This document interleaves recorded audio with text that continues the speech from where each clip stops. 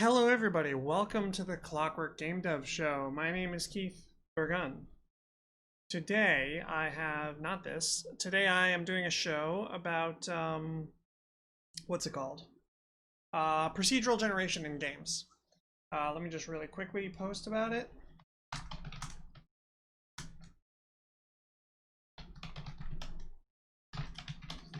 Burgun. Boom. I posted in my Discord just to let everyone know.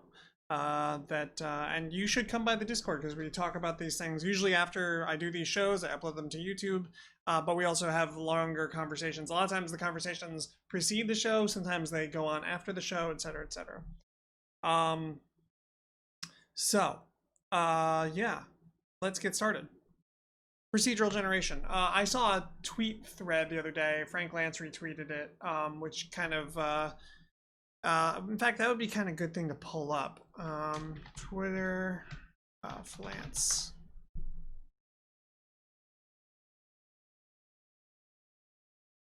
Good thread, here we go. Yeah, so is it possible, this person asks, is it possible to procedurally generate content that is as good or better than the handmade stuff?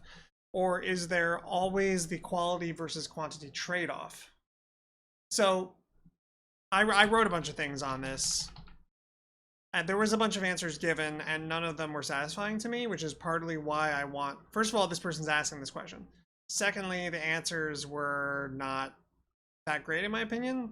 So let me paste this here. This is the original tweet. I guess we should credit that. Cotton Bowl Games. So, is it possible to procedurally generate content that is as good or better than the handmade stuff? So, this is a frequently asked question, I guess. People sort of think that oh, you can like hand design your levels or whatever, or you can, procedurally generate them, and it's just like two different things, or like two, different styles. It's almost like you could it's almost like coats of paint on the, or just different styles of generation. And that's really not what it is at all.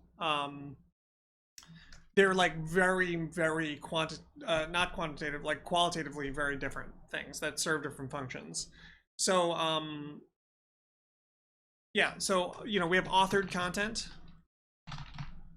hand-designed levels, what else?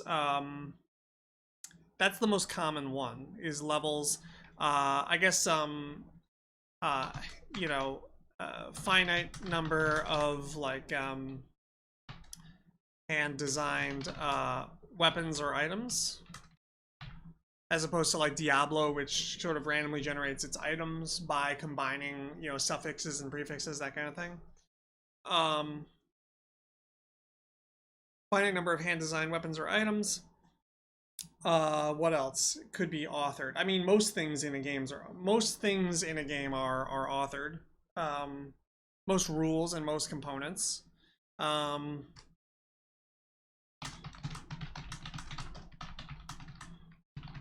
Really, so okay. The big distinction between randomized, let's say, I hate the word procedural generation because it's like, it sort of suggests like, oh no, this isn't just random generation, this is procedural generation, as if like all random generation isn't. Like, I mean, I guess the, pure random generation is just like a dice roll or something, but if you're talking about maps, generating maps, obviously there's no like randomly generating a map. Like, you might as well just say randomly generated map. Anyways, procedural,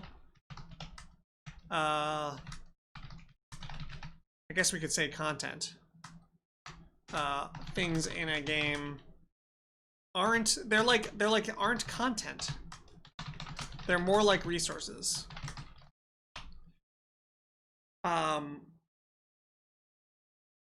It's like we almost want to ask like, what's the question? Like, what is content and what is a resource? Maybe, content in a game is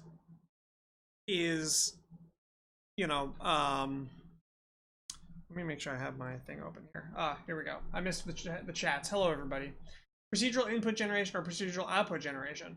I guess you could have either, right? I mean, that's why I hate the term procedural, because like, what if how many rules do you have to add to the randomization for it to become procedural exactly? Like, I mean, honestly, rolling a d20, there's a procedure there, right? Like you've chosen a d20 specifically, and most dice rolls roll multiple dice, things like that. Is this show procedurally generated? All digital games. I mean, yes, it is. Everything is procedurally generated. That's why procedural. It's silly. Um, all digital games are procedural generated because the game is generated from the source code. Yeah, but what if we weren't deliberately obtuse about definitions?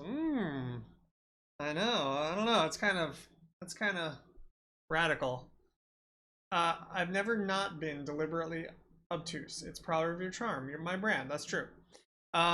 It's all about the rules you're using. Board games that do things like pulling random tiles to build a different map is different than the way a roguelike map is generated. Yeah, but in both cases, those are two different procedures with which to generate a map. But in both cases, the map itself is doing something different than the map in like a Mario or Final Fantasy or something like that. Um, so let's talk about. I feel like it might be useful to talk about content a little bit, the idea of content and what that is. Um, Content is, I think, authored, um, rules, in-game components. Um, I could just say components, I guess. Like items, objects, characters, etc. And the idea is which are part of a broader, like a finite set, right? I mean, I think that's part of what makes something content is that there are, I don't know, 20 characters or 20 levels, there are 100 levels.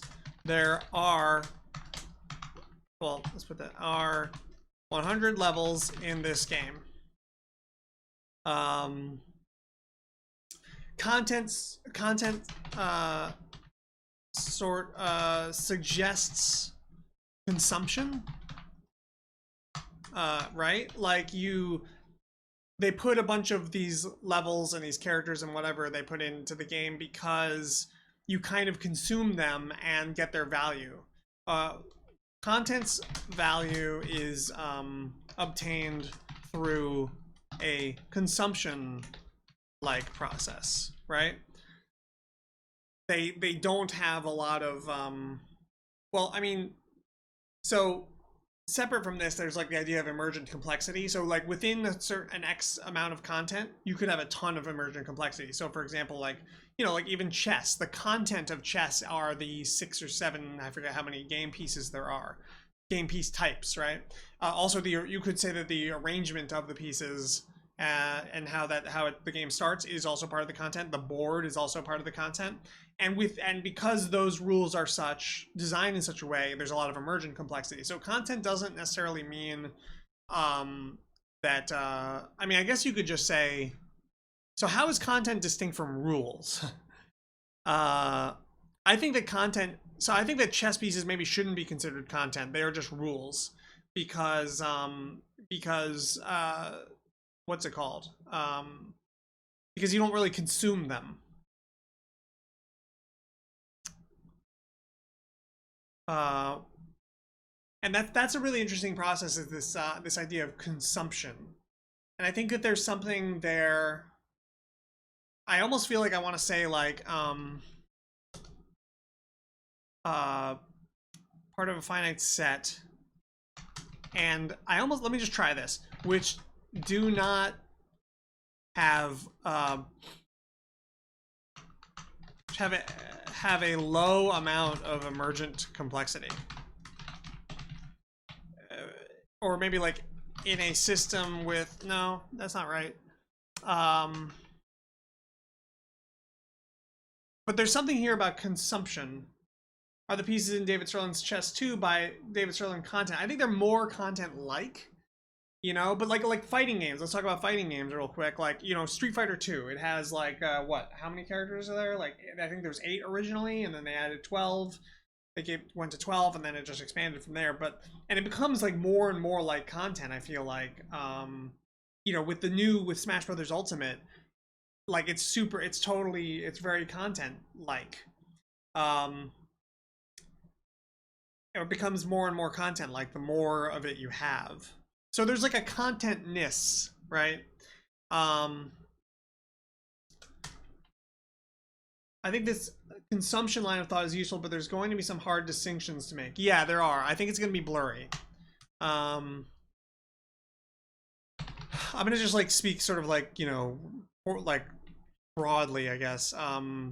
Content is related to the idea of consumable game objects.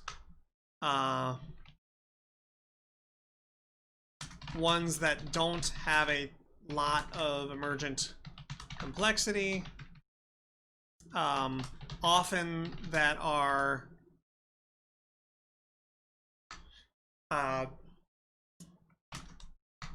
often content is like related to or a part of a narrative in games, as most often, let's write it this way. Most often, content is related to narrative in games, or as rewards in a Skinner box gambling RPG machine engine, whatever, right? I think that's really where we see content, is like story games, where like, and stories are inherently, you could say, like consumable in that same sort of way. So this is not really a value judgment necessarily. Something is more contenty the more its value to the player is tied up in novelty. That's a really good point. Novelty is a good and rely heavily on novelty. That's a really good point. Jacob Online with that one. Yeah. I'm going to put that in bold or italics.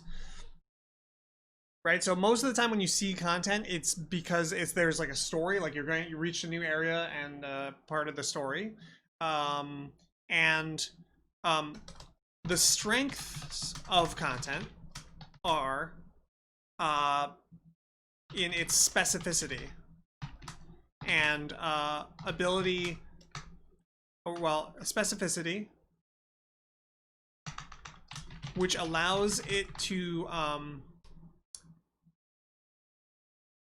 let's just do it this way. Specificity, which allows it to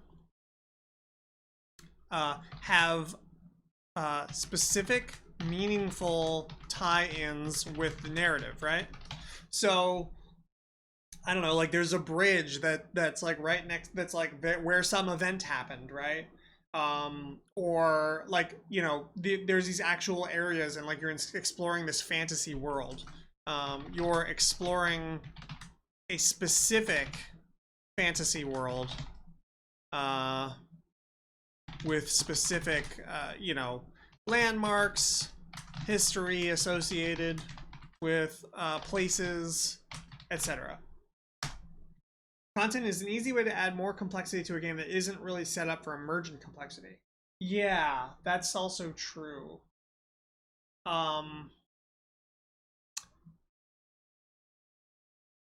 Yeah, so it's funny because content's not cheap. Content actually costs a lot of money to make because it requires art and all this like production value stuff, but it is cheap in terms of design. So we could say, like, what's a good word for this? Like, that it would like fit into anything. Like you can kind of add content to anything, right? Like, almost anything. flexibility, I guess you could say. Um, uh, yeah, what's a word that means um, can fit into like can easily like malleable or like highly adaptable, something along those lines. Um,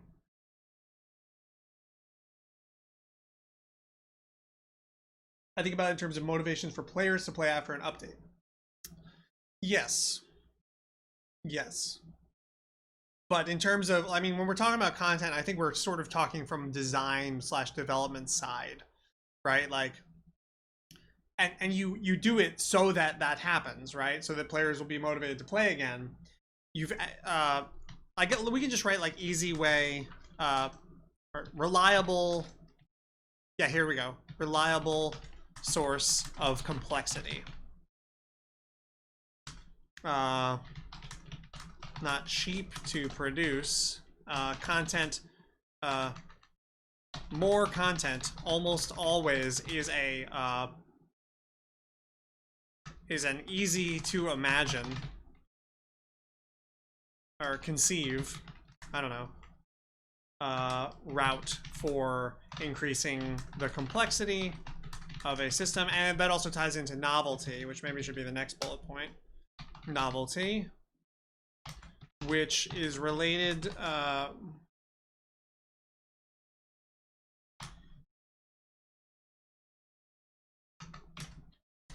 don't know why I'm formatting this like it's a real thing, but novelty, um, which is most useful as random rewards.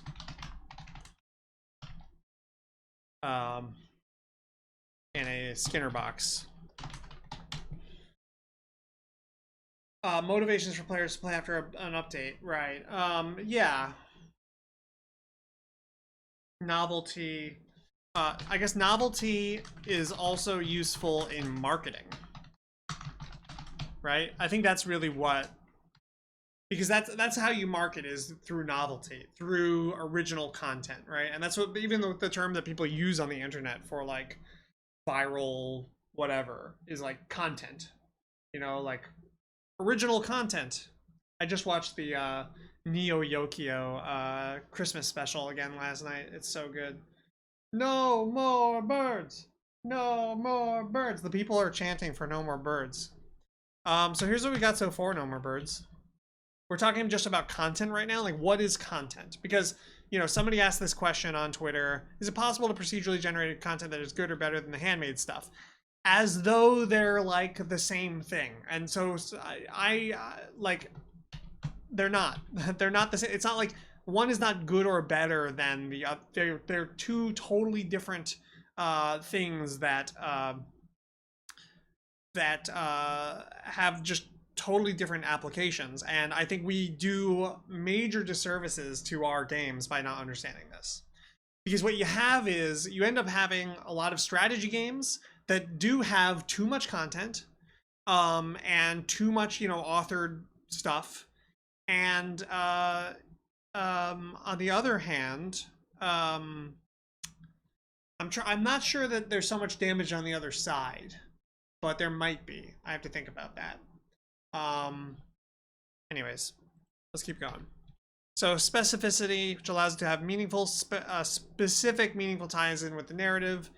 There's like a social component here, a social component of being able to say, oh man, what did you think about level 4? Right? And then everyone knows what that is. And this is a problem that Oro actually, I think, had a lot, was the problem of not being really able to say anything about the game because everything was so systemic and sort of like a resource. Is the argument kind of like procedural generation falls under the authored rules of the system? Yeah, procedural generation is more like just rules. I'm actually taking the angle that that it's more like resources. Because like strategically speaking, and they have more in common with resources. Like for example, like how much health you have in Final Fantasy right now, your main character, how much health does Cloud have? Um, that's not content, right? The amount of health that he has is not content. And similarly, I think, a hand of cards in a card game, the specific hand of cards, like the cards themselves are content, but the specific layout, the hand that you drew, that's not content. In the same way that health is not content, health amount is not content. Um, and then similarly, a map is more like the hand of cards, a lot more like the hand of cards than it is like um, an authored map. You know what I mean? That's where I think people get really confused, is because they both are maps, right? So like a randomized map or like a handmade map, they're both maps. So people are like, okay, well, should we have a computer make it or a person make it? And like that's not the question actually. Um, on the back of the box, over 100 levels, characters of 9,000 characters with over 9,000 hit points. Right, exactly. Yeah, you can't use integers are not novel, right? So they can you do not get, and that's what I mean. Resources are not novel. Um,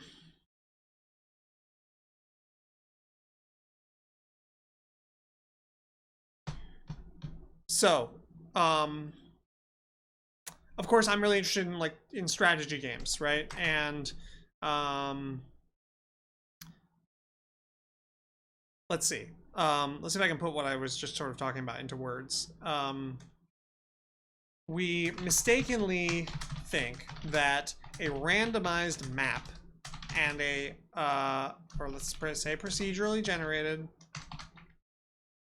proc gen, maybe, map, and a handmade map are both just maps, and one was made by a computer and one was made by a person. The difference is in the random map is we have to come up with specific examples, but like in roguelikes or in Civ, the biggest difference is, or I guess we should say the fundamental difference is that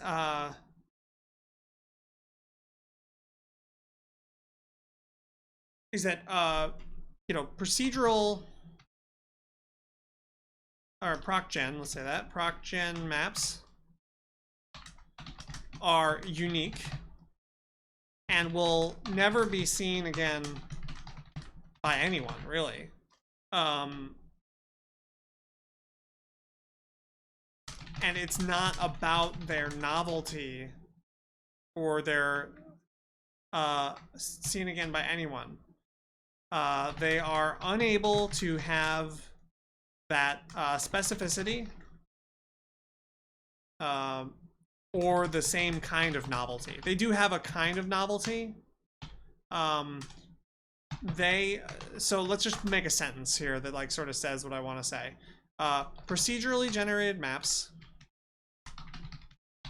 are resources in a game, while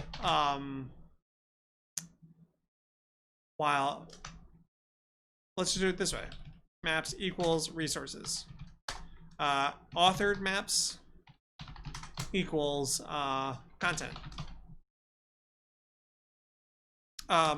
We can put this up here maybe. Yeah. Why do we do procedural generation? We procedurally generate maps so that it's not about solving for this particular map, but rather about, pursuing solutions, systemic solutions, right? So systemic understanding. And we all know that, any game with authored content, it's like there's a monster around the third corner or whatever, and like maybe it gets you on the first time, and then like on the second time you're like, oh well, now I know there's that monster there. And so in some sense, uh once you know that, there is some kind of consumption that has happened there, right? And procedural maps sort of have that, but you're never going to see this procedural map ever again anyway. um right, so it's not quite the same thing. I said something wrong. Uh-oh.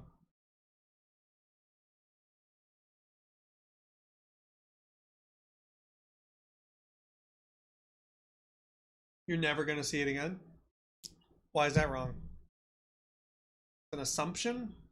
Seems like a pretty safe assumption, though.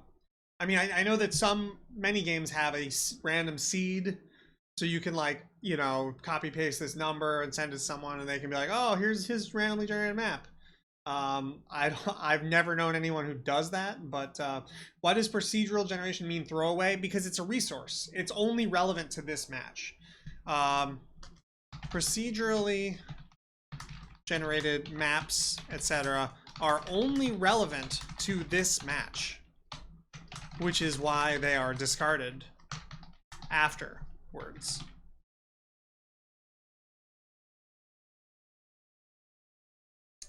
Being technical, you can have proc gen without randomization.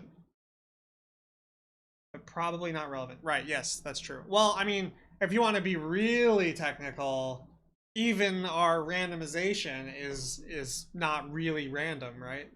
Um, so it seems like, yes, you could have like a very complicated procedure that generates things like I mean, honestly, don't a lot of our randomization methods use like the clock as like a seed? So I mean, even that, like you could just be like multiply all the four numbers of the the current time together to get the seed, right? And then you generate a map based on that number that it comes out, and then boom, that's procedural generation.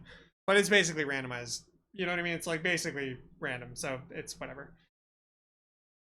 Um, so let's see. Why does procedural generation mean throwaway? They're relevant to every match they are used in. Yeah, but they're not. So I guess you're picturing the crouch mode. Like let's talk about what I think crouch mode is talking about, which is uh, relevant to every match they are used in. Think a roguelike. Yeah, but you never see the same map twice in a roguelike. You get the same dungeon 3 times. That never happens. That never ever happens. That's like, I think there's like, that's one of those like you'd have to play for like 8 billion years every day for, you know what I mean? Like statistically, there's just like no chance of that happening. Um, happens if you design it to happen. Yeah, but no one does that. I mean, like little subsections sometimes, like in DCSS, there are little like, and even in 100 Rogues, actually, there are little tiny chunks that are handmade, authored little chunks. And of course, like what is a wall, right? Like, what is this monster? Like, if you get down narrow enough, of course, it's all authored. There are authored pieces, and but the overall map is different every time.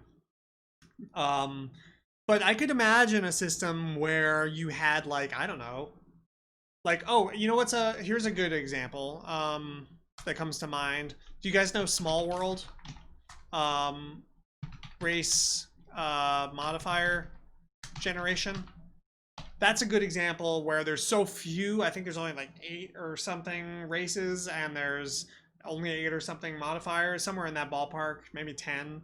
Um, and so every time you start, you get a different like order of the things, and it's conceivable that you could get the same things, or actually, you know what, even more so, like Puerto Rico, the plantations. God, I'm less and less comfortable talking about Puerto Rico now. It sucks. Um, or maybe it's good, but it's very sad because I really liked Puerto Rico for a long time. Um, blood. I should do a reskin of Puerto Rico, like a non, or maybe that's not even possible because it's just so inherently. I don't know. It probably is possible. I'll have to think about that. Anyways, um, Bloodborne has randomized dungeons and they're not deleted when you die. Oh, I see. I see. Okay.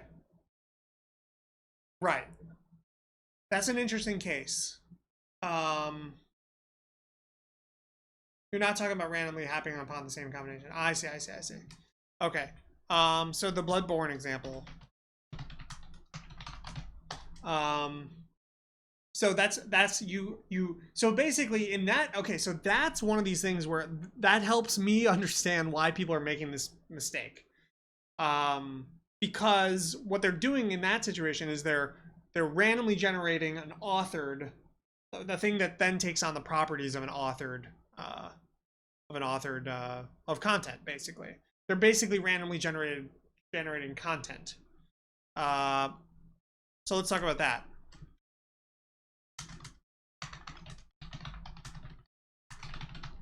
And that is a distinct, like, third, I think, category. My sense is, not really having played much Bloodborne, but my general feeling is that it would be better if they had the money, instead of randomly generating these things. Like one of two things is going to be possible. One of two things is going to be true. Either these the randomization is going to be pretty restrictive. Actually, I almost forgot to talk about another thing about the strength of content. Aesthetics. Authored content can look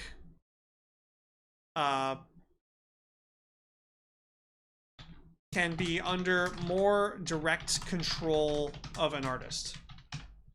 Yeah, there's Bloodborne talk. I'm glad you're here for that.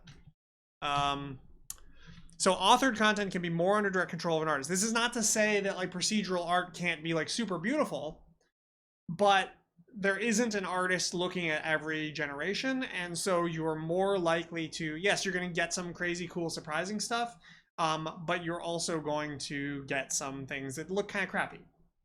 I think that's just the way of random content may range wildly in its quality, right? By comparison. Now, of course, I mean, quality of art, that's all subjective and whatever, but like, I think people sort of understand what I mean by this. And I actually think that this is actually a big reason that we are so reliant on content, is that we're so reliant on art, specifically on visuals, to sell games. And yeah. So, okay, so my thoughts, and tell me if I'm wrong, because I'm not a Bloodborne player, but tell me if I'm wrong here. Either the randomization is going to be pretty restrictive and not offer a very wide range of, you know, arrangements, both to maintain a certain kind of like balance, I guess. That actually makes me think. Strength of content. I think maybe there's another strength of content which is like predictable, reliable. The user experience of authored content can be predicted much with much more you know, reliability or like accuracy. Randomly generated things can be, you know, can range, are a lot harder to balance. That's a good way to put it. Right? It's not hard, really. If you have to balance one level, it's not that hard to do that. Compared to balancing a generation system that can generate thousands of possibilities, and all of them are at least, you know, somewhat balanced. Okay. Bloodborne example. Right. Either the randomization is gonna be really restrictive and not. So I'm picturing like. So when you said like Bloodborne has randomly generated maps, I'm picturing like they built like 20, 30 chunks of level that are like not randomly generated at all. Uh, Aesthetic, and then just like randomly push them together. That would be my guess as to how they do this. Um, uh, and to maintain that predictability slash balance. That's one possibility.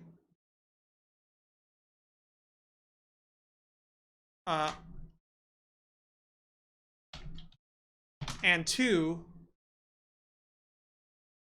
the game would probably be better off with just 100 handmade levels instead. Bloodborne does do 20 to 30 chunks. Small bits are randomized within the chunks, and then the dungeons are pieced together from the chunks. How big are the chunks? Like, are they like how they're like these? Are they one room each, or are they like several rooms, um, or are they like half a room? Or I guess it depends. But anyway, these are my general thoughts. Like, and I wonder what people think about number two. Because, and this is number two is, I think, like kind of the essence of what this person on Twitter was asking about. Is it possible to procedurally generate content that is as good or better than the handmade stuff? So I think that this person is probably asking like from the perspective of a game like Bloodborne, right? Like, which has randomization and stuff. So it's in that context, it seems more reasonable to ask this question. And to me, the answer is like, well, for what Bloodborne is about, probably not. Like, probably you want this would be better. It's just a matter of like, it's expensive to make so many levels. Another thing that should be mentioned. It's kind of a side note, but like, people who hand make almost anything rely on some kind of randomization tools, particularly in large open environments. Level world builders do not place every single tree and plant and grass, blade of grass, right, etc. So like, so what you could do, and what would probably be better for Bloodborne, probably they should have just generated, like, I don't know, 100 levels, and then went back into those and cleaned them up, balanced them, etc., etc., etc. I mean, and this is like, I don't think this matters. Like, I think it's probably fine how it is. But like, just in terms of theory, if you had infinite resources, well, this wouldn't. I don't know that this would take that much more resources, but I don't know that it would be that much better either. Like, because the randomization is not that much to begin with. We don't really need to do two, but it's kind of like you're kind of not getting.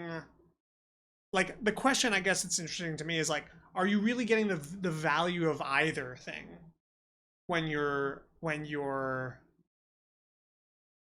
or is this distinction just like not even super important in this case? I don't see why it has to be restrictive. Well, it doesn't have to be. Well, actually, no. The reason it has to be pretty restrictive is these two things: aesthetics and predictability. Like, they need all the levels to look good, and they need all the levels to be like,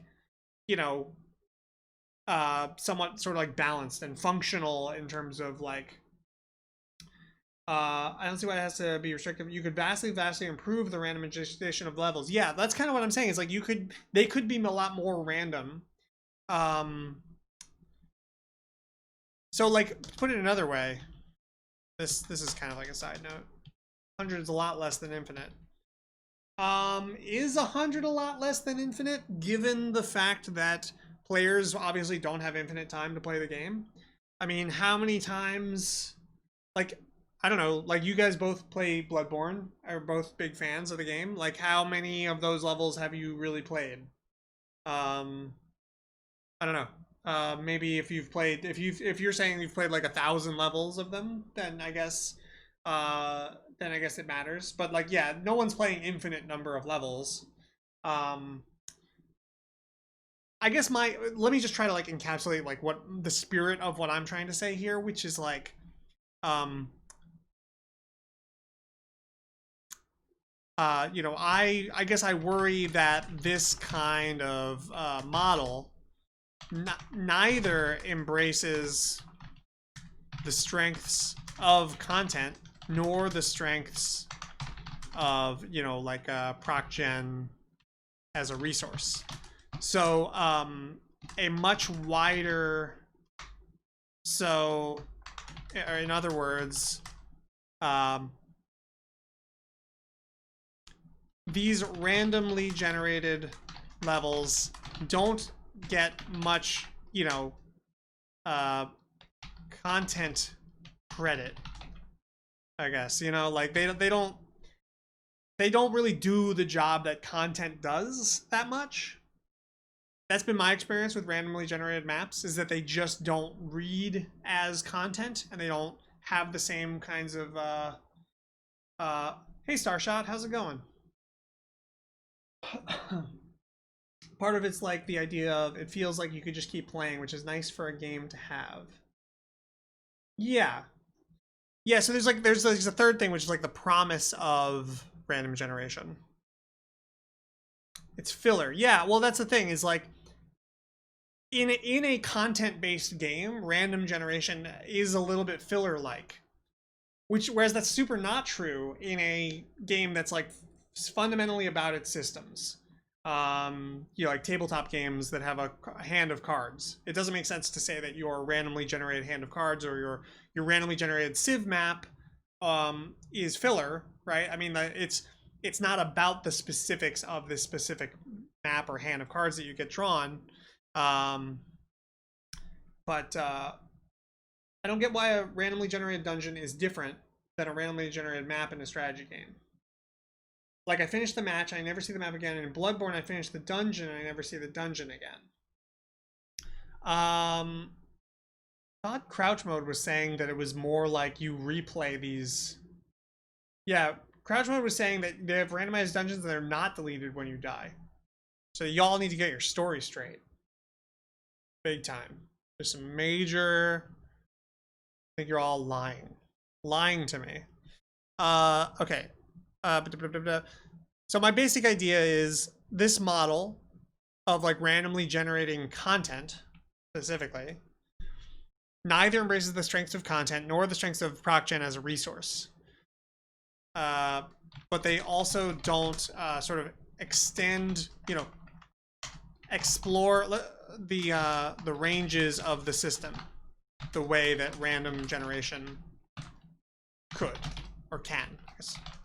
So let me really quickly right here. The purpose of random, this right here to add on to this. Rather about pursuing systemic solutions, systemic understanding. Each randomization, or like the scope of the randomization is there to push the player to explore the system fully, right? So why in a card game do you not just get the same hand of cards every time? In a card game, you don't get the same hand of cards each time because we want to test your ability in the whole system, not just the system with hand, hand of cards X. Right? And so I guess what I'm sort of saying here is like that exploring the ranges of the system the way that random generation can. Um, this idea of like randomly generated content. I'm trying to think if there's other games that do this. Can you guys think of some games that do this?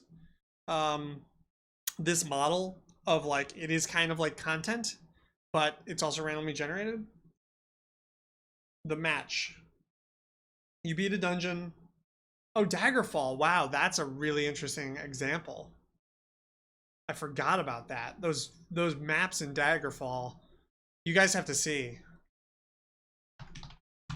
the dungeons in Daggerfall. Look at this. So they're randomly generated. They're three-dimensional, like truly three-dimensional, like a freaking ant colony. Look at this. And there was like no mini map, or it was like either there was like no mini map or there was a mini map, but the mini map was like 2D. And like, look at this. And these maps got so crazy, and they were randomly generated in 3D, and there was no auto map.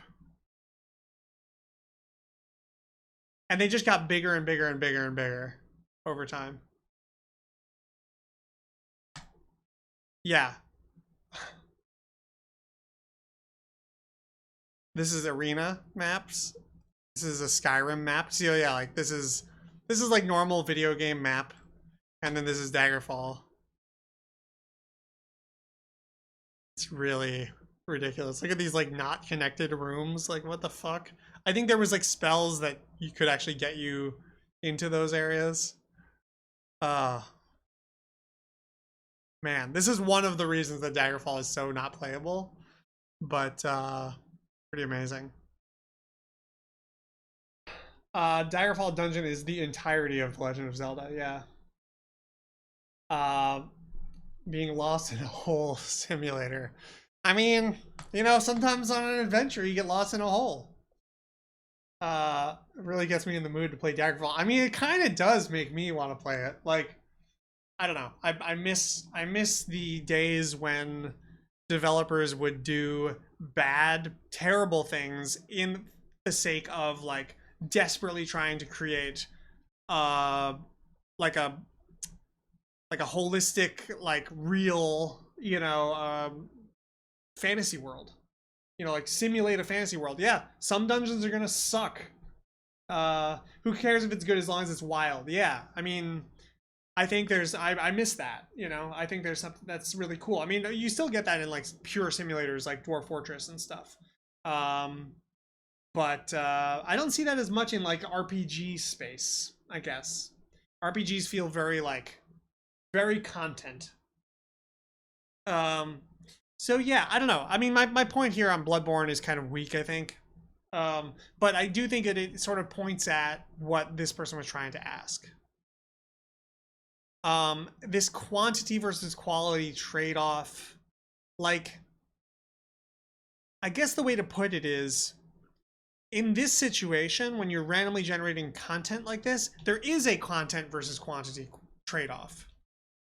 Whereas in like, strategy games, there's no content versus quality trade-off. They're dramatically different. Like, there are resources as opposed to content. So that's really the main distinction that I want to make, is resources versus content. So yeah, in the Bloodborne community, the dungeons are very criticized, and a lot of people argue they're bad and not as good as any of the handmade levels. Exactly, yeah. I mean, that's how it's gonna be. And so there is this thing, and that's kind of why, like, that's kind of why it's a little bit weird. And I'm not saying they shouldn't do it, but from a theory perspective, I think if we want to understand what's going on there, the reason that that's predictable, a predictable response, is because, to me, from my understanding, from games they're kind of systemic. They're surprisingly systemic, but I think that they're kind of like, they exist within this like content universe of like narrative largely, I don't want to say linear, but like they exist in like that console game kind of space of, you know, going on an adventure and then like you beat it and like maybe you play it one more time afterwards. I think they're like leaning in this direction of like being more systemic, but they're very much still in the traditions of like the content based games. And so that's why the randomization's a little bit out of place maybe in those games. You know, I think it's fine, it works, but just from a theory perspective, I think it's worth making that distinction. I think that's the best way. This is the best way I know how to clarify the answer to this. Um, Theoretically speaking, probably Bloodborne, games like Bloodborne should have authored content. You could make, I could imagine a game like Bloodborne or Dark Souls that's a lot more systemically based and that's just like, it's like a little real-time roguelike. And it's like, you know, like someone could make a strategy game out of Dark Souls, probably, possibly. And in that situation, maybe it would be good for it to have only randomized levels. Um, but I guess that's like kind of like in terms of like some kind of takeaway from this, what I would say is, you know, games should have either all like randomized maps or none. Um, and because maps are either serving a content function or they're serving a resource function. Does that make sense? You're working on a game like that, Crouch Mode? I don't think you've told us about that. We solved the whole proc gen thing. It's all taken care of. While I was at it, I just threw in quarterbacking also. Solved that problem too. Yeah. Um, I think the dungeons are cool because it's an optional area and there are pre-made levels already. I think the mix is neat. Yeah, I'm not saying it's not neat. I'm not saying it makes it a worse piece of software or whatever, but I am saying that there's this like trade-off, I guess. And that trade-off does not exist if you're working in a strategy game or if you're working in uh most I don't know how to put it, like third person action, you know, narrative console video games, content based systems, right? Um, like in a content based system, having content is 100% good. In a strategy game, having, you know, procedurally generated resources, maps, random cards, random tile layouts, whatever it is, 100% good. And like like there's no there's no like there's no trade-off really being made there. It's just this is what the system needs. But yeah, that's more or less what I wanted to get through today, I think. Any more thoughts, questions, comments, things like that? I also can throw in a quick preview of what I've been working on. Look at this. Look at these gem wizards. Look at this. Water cannon. There's some issues with the display, but yeah, the potatoes are pretty much in the game now. Pretty sweet. Also, I gotta show you this other thing too. Faction select. I don't know if you guys have seen the faction select. New faction select screen. Oh, glad you like the sound effects. Uh, yeah, I don't know if you've seen this. Look at this. Got all the people. New wizard, Bill Milton. Here he is. All the buffs, you can see what they all do, etc., etc., etc.